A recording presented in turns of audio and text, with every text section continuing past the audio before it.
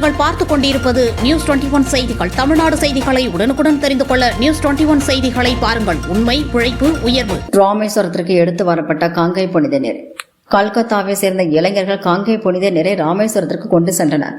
கல்கத்தாவில் இருந்து மானாமதுரை வரை ரயிலில் வந்த 7 இளைஞர்கள் காங்கை புனித நீரை தங்களுடைய முதுகில் சுமந்தவாறு மானாமதுரையில் இருந்து பரமக்குடி ராமநாதபுரம் வழியாக ராமேஸ்வரத்திற்கு பாத யாத்திரையாக சுமந்து சென்றனர்.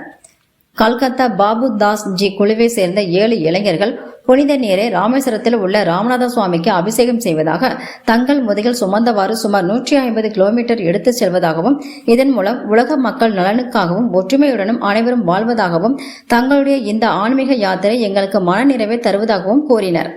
நியூஸ் 21 செய்திகளுக்காக தினேஷ்குமார்.